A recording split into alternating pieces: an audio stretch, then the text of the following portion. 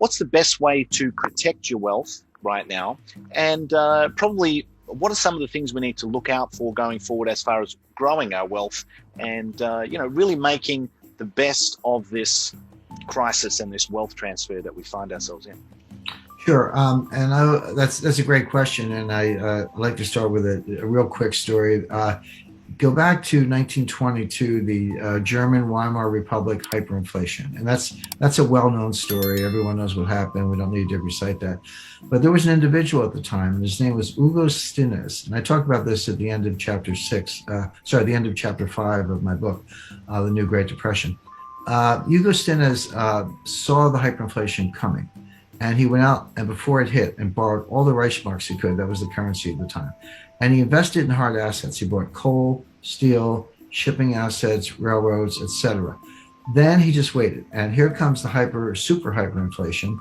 Well, he paid back all the debts. I like to say he paid pennies on the dollar, but it was a millionth of a penny on the dollar. They were sweeping the currency down the sewers. But he went through the exercise of paying back his debt with this worthless currency, and he kept the assets. And he became the richest man in Germany. And I don't speak German, but his nickname was the Inflationskönig, which means the inflation king. So the point of the story, and it's a true story, you look up Hugo Stinnes, the point of the story is even in the greatest hyperinflation in the history of developed economies, in the history of the world, this guy became the richest man in Germany because he saw it coming and he did the right thing. So the point I make to investors is that you're not helpless. We're in hard times. They may get worse in some ways, but you don't have to curl up in the ball. There's always something you can do to go out and at a minimum preserve wealth and even better prosper and make some money. So let's get specific about that. The first thing, and I hate cliches, this is going to sound like a cliche, but it's important to explain what it means, is you need to have diversification. Now that sounds obvious. Every economics teacher will say you have to diversify your assets, but people don't really understand it. I've run into investors and they say, well, I'm highly diversified. I've got 30 separate stocks in 10 sectors. I've got semiconductors, consumer non-durables, utilities, et cetera. And I go, no, you're not diversified. You may have 30 stocks, but you have one asset class. It's called stocks, and they go up together and down together, and you're not protected at all. So by all means, have a slice in stocks. That's fine, but I recommend a significant slug of cash. And people go, well, cash has no yield, and why would you have cash, et cetera? But cash, first of all, if we have deflation, not inflation, cash could be your best performing asset because the real value of cash goes up in deflation. Your money is worth more, even though there's no yield, because it has more buying power. But more to the point, here's what's not well understood. Cash has embedded optionality. If you're the person, right now visibility is poor. We don't know exactly what's going to happen. I have a forecast, but you've got to really constantly update it. But as visibility improves, and we can see who's going to win the tug of war between deflation and inflation. If you're the person with cash, you can pivot. Maybe you want to buy more gold because here comes inflation, or maybe everything ends well and you want to buy more equities instead. Well, you can do that if you have cash. If you throw all your money in private equity and you decide that's not such a good bet, good luck getting your money back from Henry Kravis. I mean, he's a great private equity manager, but he's not going to give you your money back early. You're stuck.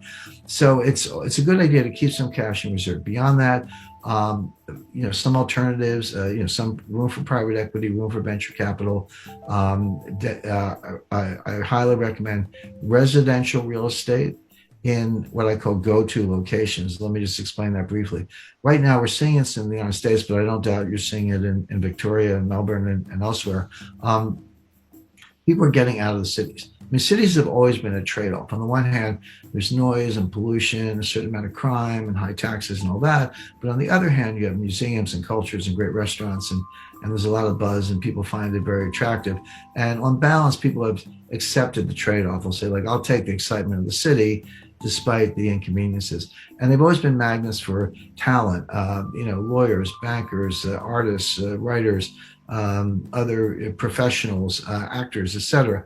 But now what's happened is we've got all the disadvantages, at least in the United States, the dearth and noise of pollution. Worse, murder rate in New York has doubled, suicide rates have tripled, drug abuse is up, etc. So we have the disadvantages are worse, but the benefits are gone. The museums are closed, Broadway's closed, et cetera. So people are just getting out of the cities. And so residential real estate in places like Los Angeles, New York, San Francisco, Seattle, elsewhere, and I dare say Melbourne, are actually collapsing. But you say, where are they going? In the United States, they're going to Miami, Nashville, Tennessee, Austin, Texas, Boise, Idaho, Phoenix, Scottsdale, and some other kind of magnet cities. So basically, residential real estate in the places where people are going. Miami is red hot right now. Phoenix, red hot. Austin, same thing. So there are good opportunities there. Commercial real estate, forget it. It's nowhere near the bottom. Probably wouldn't even look at it for maybe another year. And then finally, gold. I recommend 10% gold. People, I talk about gold all the time, and people always want to put words in your mouth, and they go, well, Jim Rickards says, sell everything and buy gold. I've never said that. I don't believe that. It's not the end of the world. We'll get through it. We'll muddle through. But 10% gold, yeah, that's a good piece to have. It's your inflation protection, obviously. It's also, if it's physical gold, it's a non-digital asset. If it's gold miners, it's a leverage bet, so you can make even more money. But people don't understand that gold does very well in deflation. In 1929 to 1933, the longest period of sustained deflation in U.S. history, gold went up 75%, from $20 an ounce to $35 an ounce. There's a reason for it. That's going back to what I said earlier. Governments get so desperate in deflation that they devalue the dollar and raise the dollar price of gold to get inflation. So gold ends up being the vehicle to break the back of deflation, which they have to do. So gold does well in just about every state of the world. In conclusion, as we navigate the complexities of today's economic landscape, the wisdom of historical experiences guides us towards sound wealth protection strategies. The story of Hugo Stinnes during the Weimar Republic's hyperinflation serves as a powerful reminder that even in the face of economic challenges, strategic decisions can lead to wealth preservation and prosperity. Diversification takes center stage as a misunderstood yet crucial aspect of building a resilient portfolio. Genuine diversification goes beyond superficially spreading investments, and our exploration has shed light on what it truly means to safeguard wealth. The often underestimated role of cash emerges as a key player, offering not only stability during times of deflation but also the flexibility to pivot as economic conditions evolve.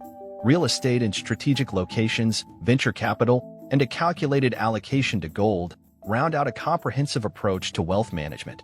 As we confront the uncertainties of the financial landscape, these insights aim to empower investors to make informed decisions, whether they're protecting existing wealth or seeking opportunities for growth.